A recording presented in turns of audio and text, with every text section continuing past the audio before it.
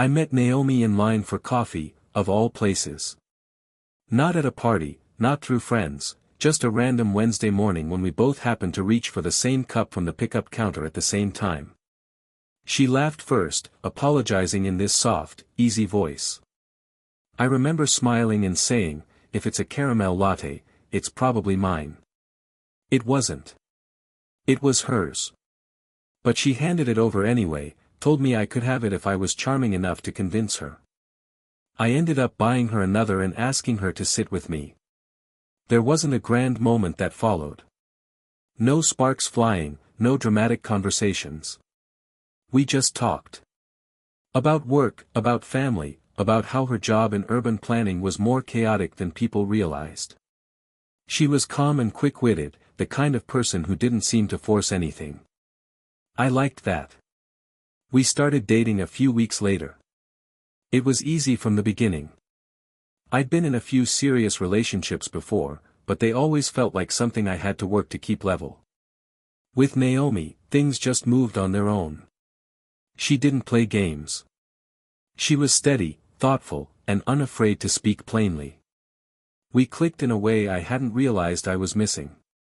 A year later, we moved in together. 2 years after that, we got married in a modest ceremony at a vineyard just outside the city. My mom cried more than I expected. Naomi's mom gave her a necklace from her grandmother. It was a quiet, sincere day. No drama. Just people who loved us, celebrating something that already felt settled. Not long after the wedding, we had our first child, a boy we named Miles. 2 years later, our daughter, Lily, followed. They're 6 and 4 now. Smart, loud, full of energy. They filled the space in our lives in a way I didn't even know was possible. Everything got a little messier, a little noisier, but also more vivid. Naomi was a natural with them, patient and quick-thinking. She handled tantrums better than I did. I liked watching her be a mom. She made it look easy, even when it clearly wasn't. Naomi got along well with my mom. That meant a lot to me. My biological dad wasn't in the picture, hadn't been since I was 3. But I grew up with my stepfather, Alan, who married my mom when I was 6. He raised me like his own. Never made me feel like I was borrowing space in his life. He came to every game, every school event, taught me how to drive, how to stand up for myself, how to manage my money. The usual dad stuff, but done right. Alan and Naomi always got along. They'd talk about books or music or cooking. He had a dry sense of humor that she appreciated, and she had this way of drawing people into conversation without trying too hard. Watching them laugh at something during family dinners was a regular, comfortable thing. It made holidays smoother, less formal. Our life wasn't flashy. It was stable, real, ours. And at the time, I couldn't ask for more. Our weekdays had a rhythm. Not perfect, no family with 2 young kids runs on exact timing, but it was ours. I'd usually be up before the rest of the house, shaving quietly in the bathroom while Miles and Lily were still tangled in their bedsheets. Naomi handled breakfast most days, waffles or oatmeal, depending on how patient she felt. She was better at mornings than I was. I made up for it with school drop-offs, bundling the kids into the car while she reviewed her calendar at the kitchen table. I worked for a logistics firm, mostly from home since the pandemic. It stuck even after offices reopened. The company realized it saved money, and honestly, I was grateful. I liked being around. I liked hearing the background noise of my family moving through the day. Naomi had shifted to part-time consulting after Lily was born, which gave her more flexibility. She took on a few urban planning projects every quarter, worked from the guest room we converted into an office, and occasionally traveled for city council meetings in neighboring towns. Weekends were reserved. Sometimes we took the kids to the park, or to Naomi's mother's place for lunch. Other times, we stayed in pajamas until noon, watching animated movies we knew by heart. We weren't big on babysitters, not out of principle, just preference. We liked being with the kids. We liked each other.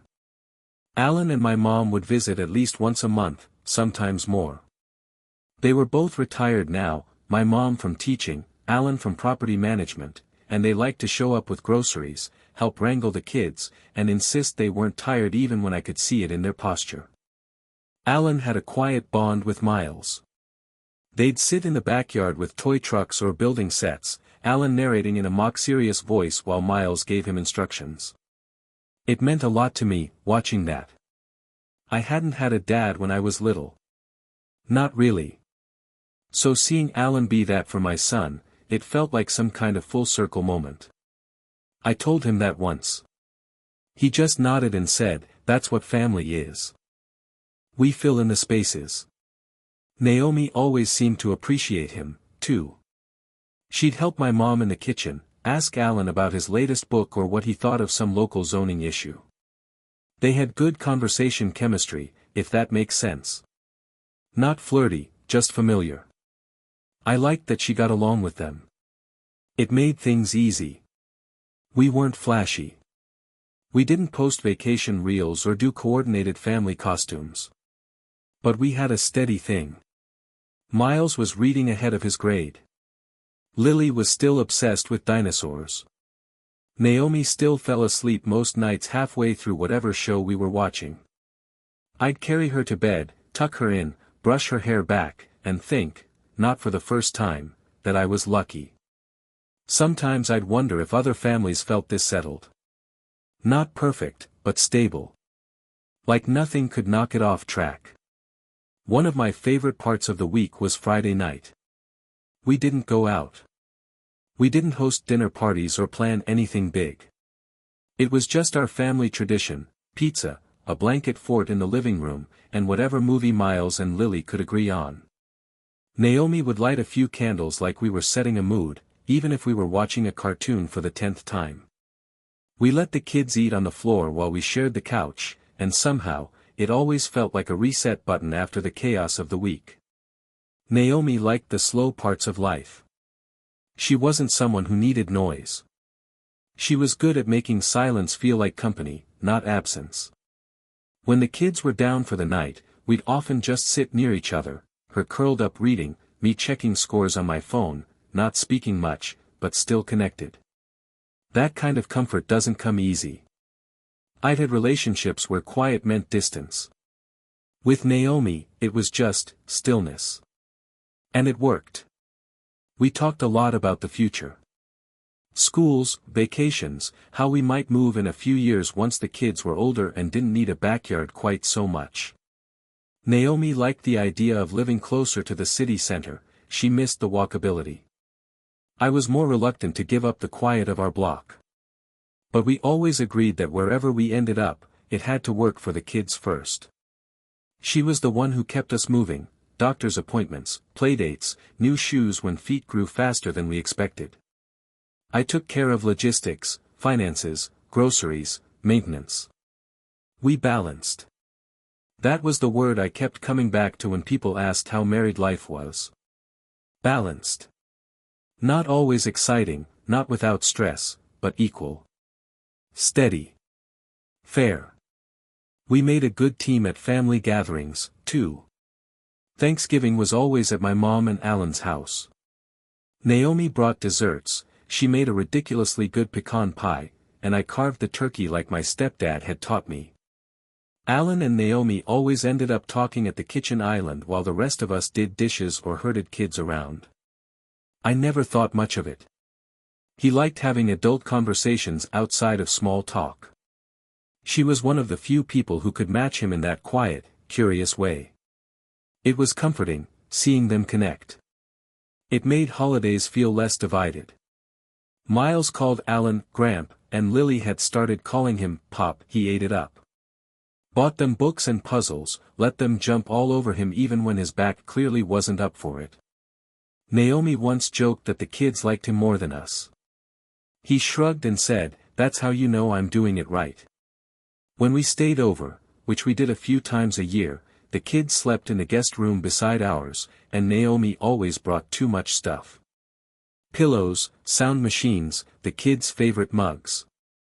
It felt like effort, but not chore-like. She wanted us to feel at home. And we did. That's what I remember most about those weekends. They felt like family. Not staged. Not tense. Just easy. That fall, things felt unusually smooth.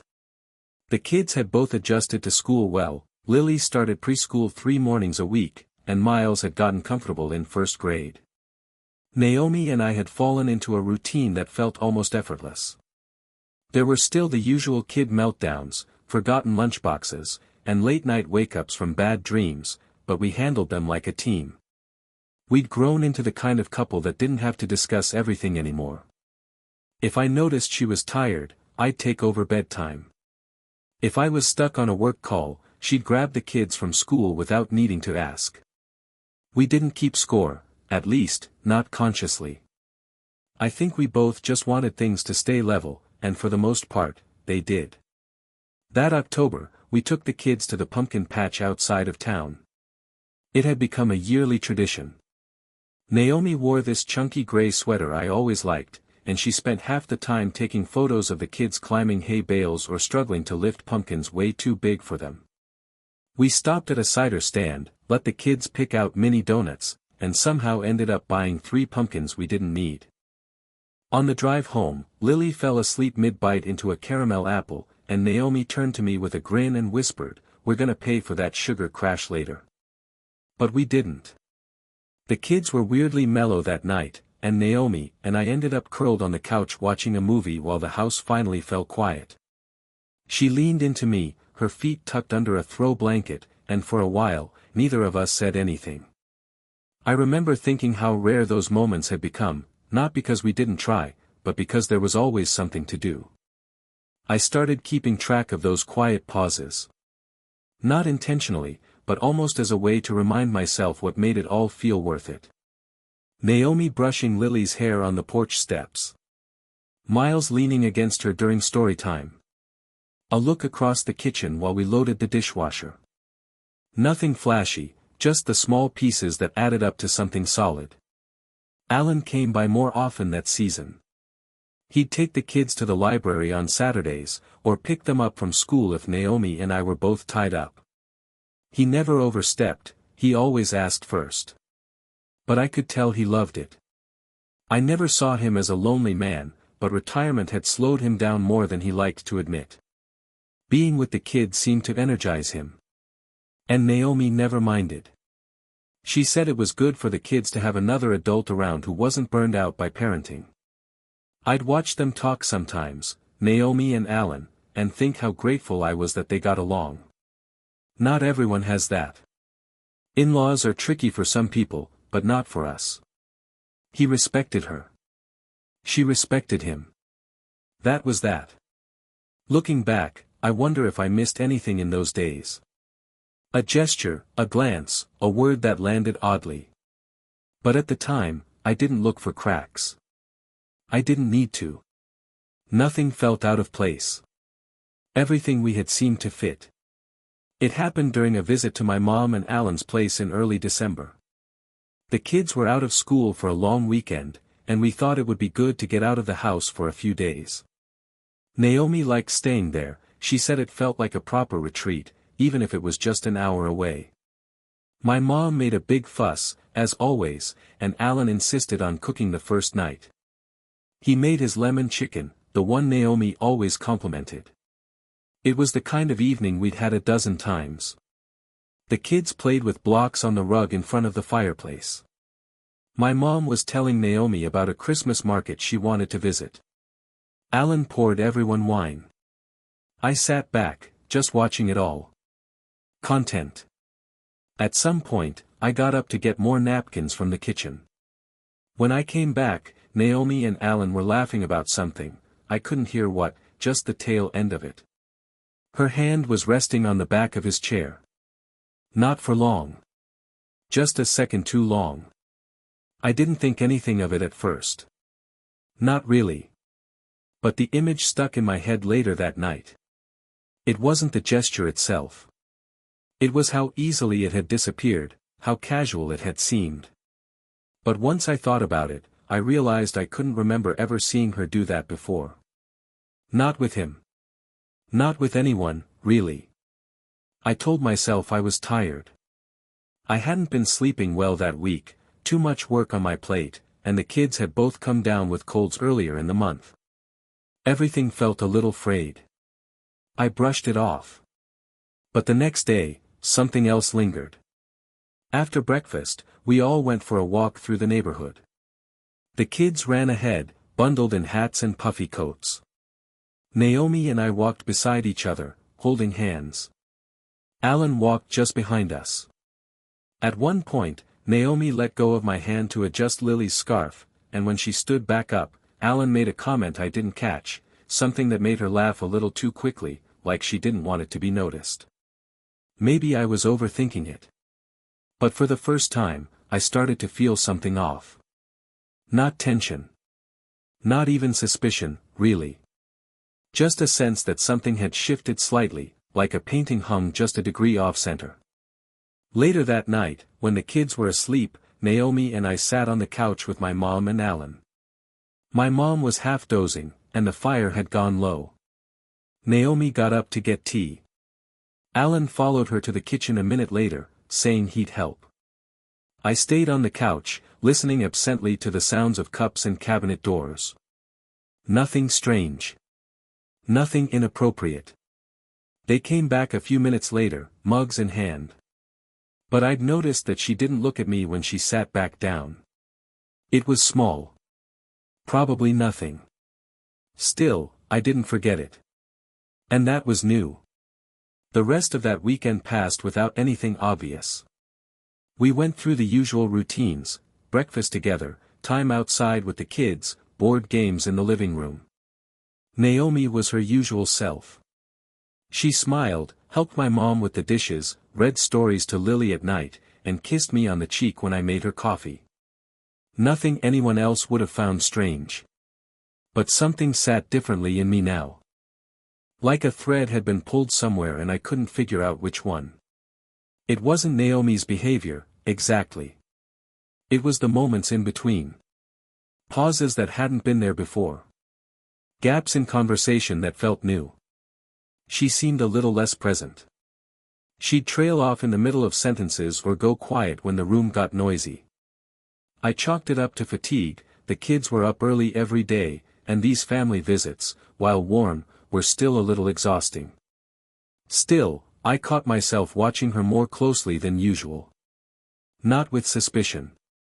More with curiosity. Like I was trying to confirm that things still looked like they always had. On Sunday, just before we were supposed to leave, Naomi asked if we could stay one more night. "It's cozy here," she said, already putting the kettle on. "And the kids are happy. It's nice to have help." I didn't disagree. The house had its own calm. My mom was always happy to keep us longer, and Alan had already offered to make another dinner. There was no reason to say no. But I noticed, when Naomi asked, that she didn't look at me. She was speaking while arranging mugs in a row, her focus somewhere else. That night, Naomi went to bed early. She said she had a headache. I stayed up with my mom for a bit, watching an old movie on low volume while she dozed off in her chair. Alan had gone upstairs to check on something, and I sat there in the quiet, thinking about how normal everything was. Too normal, maybe. I eventually got up and checked in on the kids. Miles had kicked his blanket off again. Lily was talking in her sleep. I adjusted both of them, then stood for a long minute in the hallway, listening to the creaks of the house settle. When I went back to our guest room, Naomi was already asleep. Or at least pretending to be. Her back was to me, her breathing even, her body still. I got in quietly. Didn't touch her. Didn't say anything. I just lay there, wide awake, staring at the ceiling. It was nothing. There was no reason to feel distant. But I did. The next morning, Naomi was cheerful again. She made breakfast with my mom, chased Lily around the kitchen, took pictures of Alan and Miles building a birdhouse in the backyard. She kissed me before we left and held my hand in the car. But for every sweet, familiar gesture, I found myself wondering what had changed. It was like I was standing outside the glass of my own life, watching it unfold from just a step too far away. And I didn't know how long I'd been out there. When we got back home, things settled back into their usual pace, on the surface. The school drop-offs, the emails, the noise of toys left in the hallway. From the outside, everything resumed without interruption. But inside, I kept thinking about that weekend. Not in full memories, just flashes. A touch. A glance. A laugh that lingered too long. Moments that hadn't felt wrong at the time but now wouldn't leave my mind. I didn't say anything. I didn't bring it up. Not to Naomi, not to anyone. I couldn't explain it, even to myself. There was no accusation. Just a weight I couldn't shake. She started going to bed early more often. Said she was tired, and she looked it, dark circles under her eyes, a quiet stretch in the evenings that used to be ours. I didn't push. I figured maybe it was just a phase. The season. The kids. Work. Any number of normal reasons. But it wasn't just the early nights. It was the distance I felt even when she was sitting beside me. We'd be watching something together, and I'd glance over and realize she wasn't paying attention. Her eyes would be on the screen, but unfocused. Or she'd pick up her phone, scroll idly, set it down again without saying a word. One night, I asked her if everything was okay. She smiled, quickly, automatically. Of course, she said. Just tired. Why? I told her she seemed a little off. She leaned in and kissed me then, as if to prove the point. But it felt like punctuation. Like closing a conversation, not starting one. I started noticing things. Small things. She left her phone face down more often, even when it buzzed. She turned off her notifications for some apps. Said it helped her focus. That made sense. It wasn't like I snooped. I wasn't the paranoid type. I never had reason to be. We trusted each other. That had always been the foundation. Still, I started staying up a bit later. After she went to bed, I'd sit in the living room with the lights low, just thinking. Not accusing her in my head. Just observing. Replaying moments. Trying to understand if something had changed, or if I'd simply never been paying close enough attention to begin with. The kids were oblivious. Lily still ran to Naomi first when she fell. Miles still asked her to help with homework. The family unit held its shape. But when Naomi kissed me goodbye in the mornings, there was something else in her eyes. Not guilt. Not exactly distance either. Something I couldn't name. Like her mind was already elsewhere. Alan texted me midweek asking if we'd made plans for Christmas. I said we'd talk about it. Naomi, when I brought it up, was eager to go. It'll be good for the kids, she said. They've been asking about Gramp and Grandma. And just like that, the plan was set. A week before Christmas, back at my mother's house. Another weekend of food and stories and family. Another chance, I thought, to reset whatever had gone sideways. If anything had. Because that was still the hardest part. Nothing had actually happened. Not that I could prove. But the feeling hadn't gone away. And I was starting to realize it wasn't going to. We arrived at my mom and Alan's house the Saturday before Christmas. Snow had fallen the night before, just enough to make the yard look like something out of a postcard. The kids were thrilled. Naomi helped them out of their coats while I carried the bags inside, and my mom greeted us with hot cider and that same tight hug she always gave, the one that made me feel 12 again. Everything felt familiar. The smell of the fireplace, the soft hum of the dishwasher running, the sound of Alan's boots on the hardwood. He gave me a firm clap on the shoulder and said, "Glad you made it," like we hadn't seen each other 2 weeks earlier. We settled in quickly. Naomi seemed relaxed, cheerful, even. She and my mom talked in the kitchen, peeling apples for the pie while the kids ran up and down the hallway. Alan offered to help me bring in firewood from the shed, and we made small talk about the holidays, work, whether we'd get more snow. The first half of the day passed like it always did, comfortably. But something still sat in my chest. A tightness. A voice I kept silencing. That night, after dinner, my mom went to bed early with a headache. The kids were tucked in down the hall, half asleep by the time Naomi finished reading to them. I stayed behind in the living room, half watching a basketball game on mute. Naomi had disappeared for a while. I figured she was upstairs in our room or brushing her teeth in the hall bathroom. The house was quiet. Almost too quiet. The kind where even soft footsteps echo. I got up to check on the kids one more time, walking past the staircase toward the hallway. But something made me stop. Voices. Muffled. Not angry. Not loud. But close. Too close.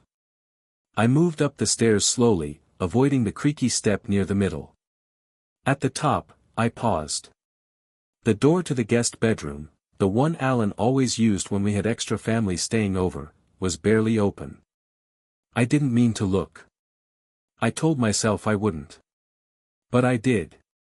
She was sitting on the edge of the bed. Shirt off. Alan was in front of her. Shirtless. Close. Too close. I didn't step inside. I didn't speak. I just stood there. My hand against the doorframe. My pulse roaring in my ears. Naomi turned first. Her face collapsed into something between shock and dread. Alan didn't flinch. He just looked at me, like he'd been caught sneaking out the back door of a burning building. I didn't move. I didn't yell. I just stared for a few seconds longer, turned around, and walked back down the stairs without a sound. My hands shook, but only a little. My mouth felt dry. My thoughts were too calm. I sat in the kitchen, stared at the dark window, and waited for someone to come downstairs. No one did. They didn't need to. I'd seen enough. I didn't sleep that night. I sat in the kitchen in the dark, the house silent above me. At one point, I heard footsteps, someone moving down the hallway, but they never came downstairs. Maybe they thought I'd left. Maybe they were waiting me out. Cowards, both of them. By morning, I'd already made up my mind. Naomi came down first, hair pulled back, face pale. She didn't speak right away. I didn't look up from my phone. She stood in front of the table for a few seconds, probably waiting for me to say something, shout, cry, break something. But I had nothing to give her. Finally she said, "Can we talk?" I stood up, stepped past her without making contact, and walked into the guest room where Alan had just finished pulling on a sweater. He turned when he saw me. Said my name like we were still family. I punched him. Once. Square in the jaw. He dropped against the dresser, groaned, didn't even try to defend himself. I didn't hit him again. I wasn't going to give him more than that. Naomi came running in after she heard it. I didn't wait around for her reaction. I walked out, pulled out my phone, and called a divorce attorney. We left within the hour. I didn't let Naomi ride in the same car. I packed the kids into the back seat of mine, buckled them in, told them we'd forgotten something at home. They didn't question it. I didn't say a word to Naomi on the way out. She stood on the front step, holding her coat, her face stiff with whatever lies she was scrambling to come up with. It didn't matter anymore. Back home, I moved fast. Changed the locks. Froze the joint accounts. Called my mother. That conversation was worse than anything. She didn't speak for several seconds after I told her. Then she just said, "I see." Her voice was flatter than I'd ever heard it. She filed for divorce within 48 hours. Alan left the house the same day she told him. She didn't ask me for details. Didn't want to know how far it had gone.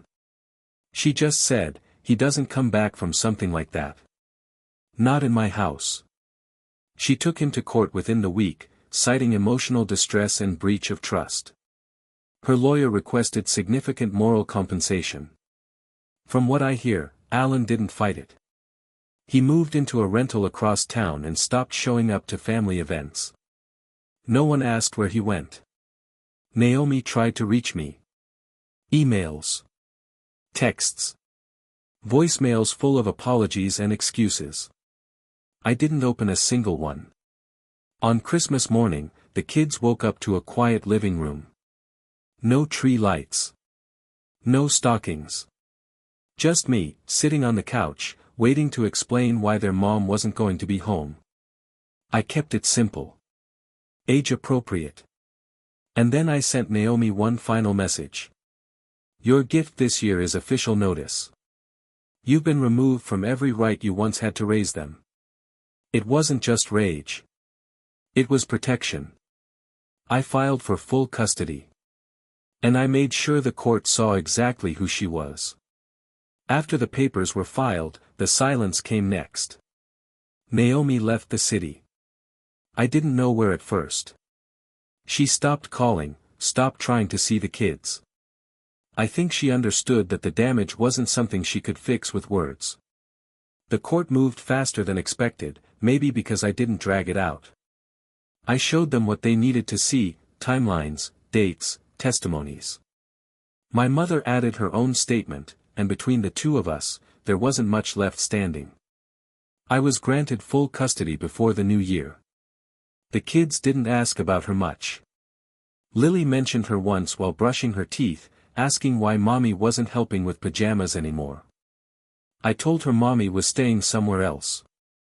That seemed enough for now. Miles, older, just nodded when I told him. I think he knew more than he let on. Kids always know.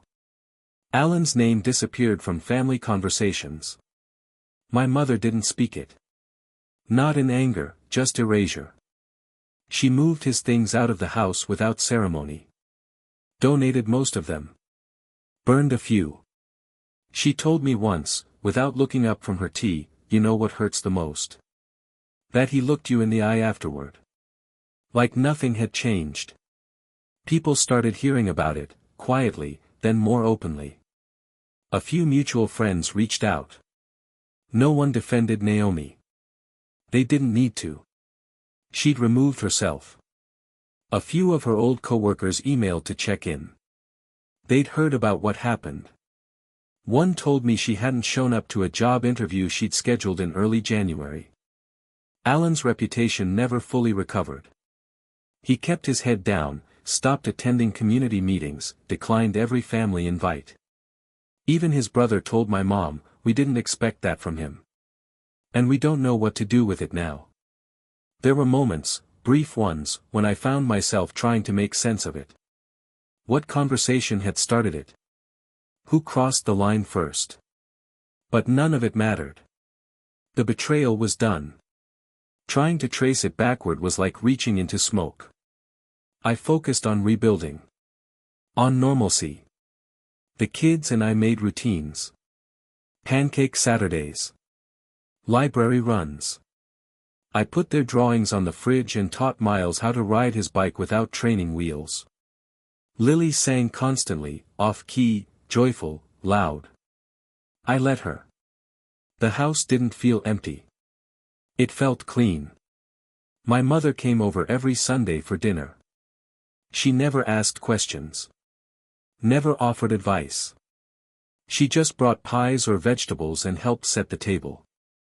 We'd watch the kids eat and sometimes talk about anything but what had happened. Other times, we'd say nothing at all. I never tried to replace anything. Not the marriage. Not the stepfather I used to respect. I wasn't interested in restoring a life that had already shown me what was hiding inside it. What I built now would be smaller, but it would be honest.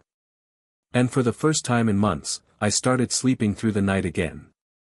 Spring came earlier than expected that year. The snow melted in March, and by April the backyard was soft with new grass. The kids started spending more time outside again, chalk drawings on the patio, tiny muddy footprints leading back to the kitchen. I let them make a mess. I didn't care. One evening, after they'd fallen asleep, I sat alone in the backyard with a blanket over my lap and a warm cup of coffee cooling in my hands. There wasn't anything in particular on my mind. No storm of thoughts, no quiet rage. Just stillness. The kind you don't even notice you're missing until it's back.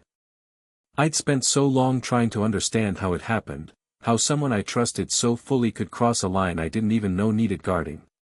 But I realized I didn't need an answer anymore. I didn't care what the moment looked like when it began. I only cared about the moment I stepped away from it for good. Naomi never asked for a second chance. I think she knew it was gone before she could try.